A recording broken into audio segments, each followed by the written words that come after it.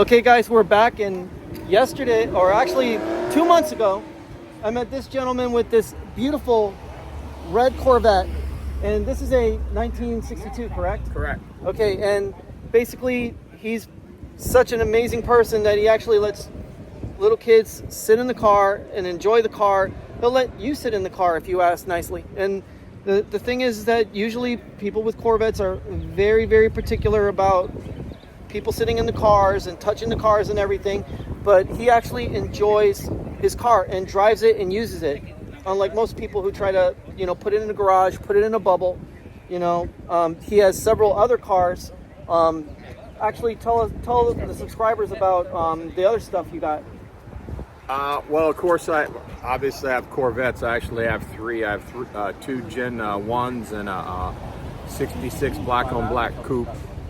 And but I'm also an import guy, and it's going to be out here pretty soon. We're trying to finish it up. It's a 75 Jensen Healy that had a complete restoration many years ago, and a local guy who lives right down the road is actually a Lotus mechanic. That's what's in it. So we're hoping to get it out here next month, because it's a real jewel. There's not a whole lot left, and it's actually been upgraded as a GT motor and built. And then I have an old Fisker Karma. Well, not old, it's a 2012, the one year they made it.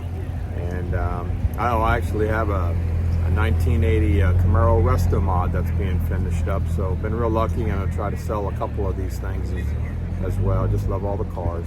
Exactly, and that's what car enthusiasts are all about. And I mean, the thing is that what's really nice is that the Jensen is a car that my friend Roger Gusty over in the UK would know a whole lot about. So it just goes to show that just because people own Corvettes doesn't mean that they don't own the European cars. Most people are like Corvette to the moon, but there are Corvette owners that actually do like the European cars, do like a little bit of variety, especially with the Fisker Karma being one of the first EVs, believe it or not. Correct. And I'm trying to remember his first name, but Mr. Fisker actually designed cars for BMW, if I remember correctly. Correct. And, yeah. Henrik, he designed the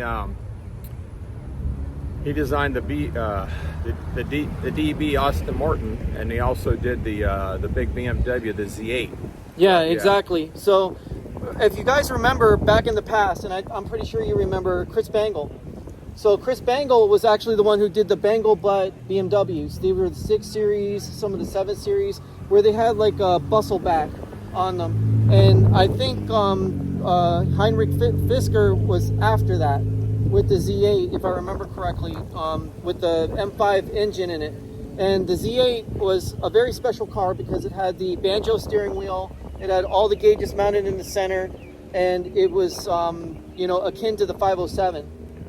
So I mean, that's actually a highly sought after and desirable car today, because you don't often see them anymore. No, especially the Alpine series. Those are the the really good ones. Yeah. Very expensive but beautiful cars. The B7, 750 and 760 models, Alpine, are really amazing cars. And I mean, again, that's kind of like, going up the ladder with Ferrari. They have their Altier, and they do the Alpertas and stuff like that, which are basically the convertible versions of the LaFerrari and a whole bunch of different other models. So, I mean, when you get into the cars as deep as he has, and as deep as I have, and many others who are at this show, because obviously this is the show to be at for real cars. When you go to Cars and Coffee like West Palm and all that, yeah, you see a lot of exotics and modern cars, but people who actually really know cars have the classics. And it takes a lot of passion, dedication, and a willingness to deal with problems, which is something that really people don't like to deal with these days. And put these cars on the road and use them, because I mean, let's be honest, driving this daily is not an easy thing. So most people will take a classic and they'll modernize it, and hopefully they can drive it day to day, but honestly, in its original form, it's the best way to keep it. And that's what he's done. So I can't wait to see the resto modded Camaro. I can't wait to see his Jensen when it comes out. Obviously, Roger Gusty and Maxwell Duncan are going to love that one, because they are stalwarts of the UK, and they'll probably be in the comments applauding that.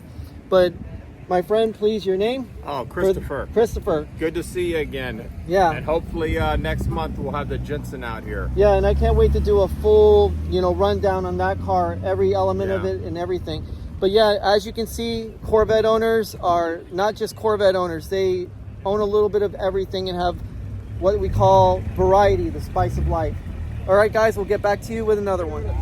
Well, guys, even though it's Alfa Romeo Day, believe it or not, we have a Lotus Europa. Now, this isn't just any ordinary Europa. This one's got a wide body, it's got molded bumpers on it, and it doesn't have the turn signals that are actually on the nose.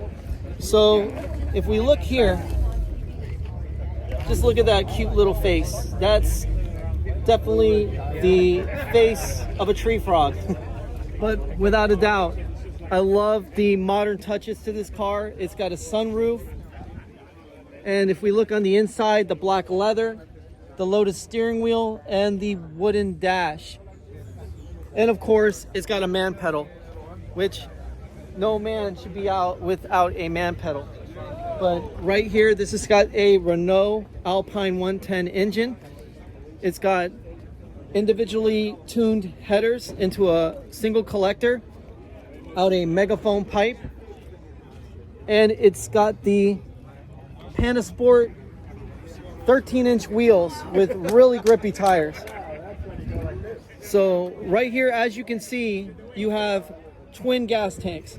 So the Europa we're actually working on the shop has the caps mounted on the top because it's a twin cam big valve. This one right here has the actual gas caps on the side, and the vents done right here are actually louvered, which is a really nice look, done in chrome to really draw the eyes to the back of the bonnet. But the firewall has some aluminum heating, so that way it can actually reflect heat off the back of the firewall, keeping the occupants from actually baking inside the car. Now, as you can see, this one doesn't have the actual, no, it actually does. It has the bar style shift linkage, but it's on the opposite side of the engine. And you got your fuel pump, you've got your, I'm hoping they're Webers, no, they're SK Racing carburetors. And they look like, your standard Webers, but the bell mouths are much bigger. So it's definitely out of an Alpine. But yeah, guys, no, this is a pretty amazing looking car. Absolutely love the way it looks, the wide body fenders, and just, it looks like a very small Ferrari or Lamborghini, kind of like if a Miura had a kid with a Ferrari. But regardless, this one is a lot sexier because of the way they slope the backside of it, as opposed to the kind of like squarish back that the Europa we have at the shop has. But the Europa at the shop is more akin to how the Europas came from the factory. So this one is a showstopper without a doubt. Super nice car.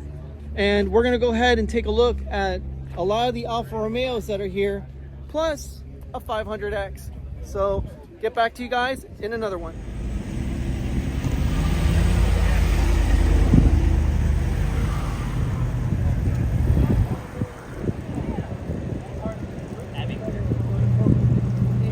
Now that's an Italian car.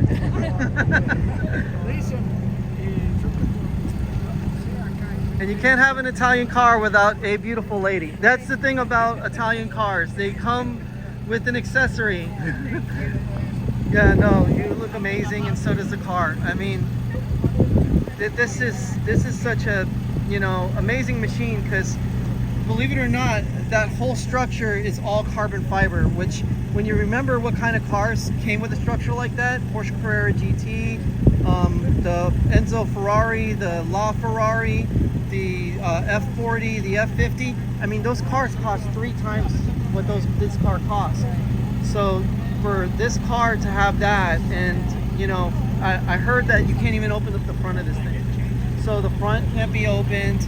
It's all business all the way around, and it actually has the mirrors off my little apartment.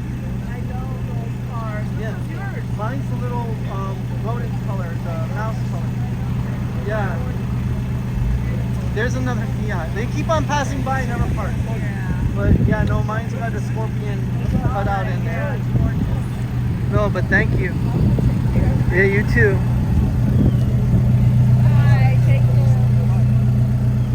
What a beautiful car. Beautiful car.